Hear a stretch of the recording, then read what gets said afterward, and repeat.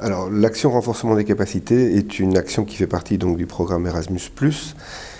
Sa spécificité, c'est que c'est une action qui va au-delà des frontières de l'Union européenne et qui vise à contribuer à la modernisation et au processus d'internationalisation des universités des pays partenaires de l'Union européenne. C'est une action qui résulte de programmes antérieurs tels que Tempus, qui travaillait avec les pays du voisinage de l'Union européenne, Alpha, qui travaillait avec l'Amérique latine, ou EduLink avec l'Afrique.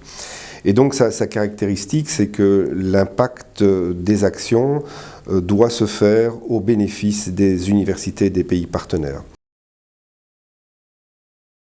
C'est une action qui est financée donc par la coopération, les budgets de la coopération et développement de l'Union européenne, avec un budget annuel aux alentours de 130-140 millions d'euros. La France se débrouille plutôt bien, même très bien. Elle fait partie du peloton de tête. Je dirais que la France est dans les 4-5 pays de tête. La France participe à 41 projets sur 147 sélectionnés, donc on va dire environ entre 25 et 30%, mais elle en coordonne 14. Donc en termes de participation, elle est quatrième dans le ranking ou dans le hit parade des pays de l'Union européenne, mais en termes de coordination, elle est seconde derrière l'Espagne. Donc 14 projets coordonnés sur 147, donc environ 10%.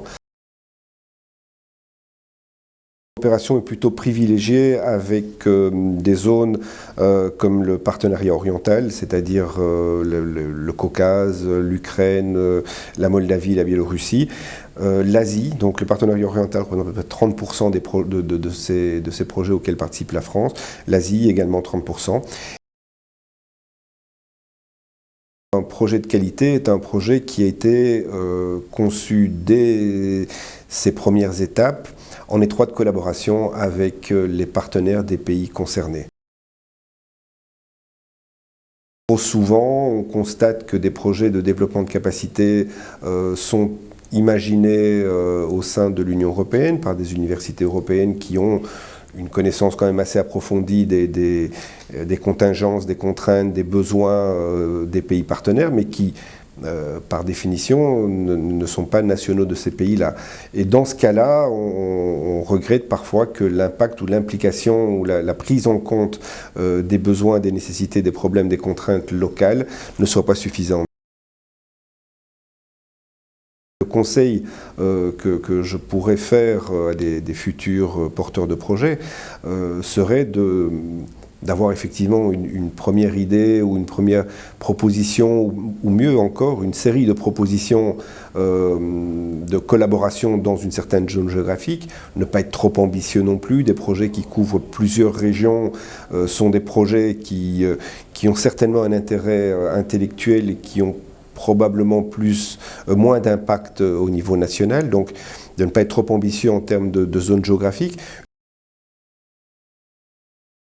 Choisir des partenaires adéquats, des partenaires qui pourront effectivement justifier les besoins du projet, identifier les groupes cibles qui vont bénéficier du projet, et des partenaires qui pourront aussi, sur le long terme, s'assurer que les résultats concrets du projet aient une durabilité au-delà de la période de financement de l'Union européenne.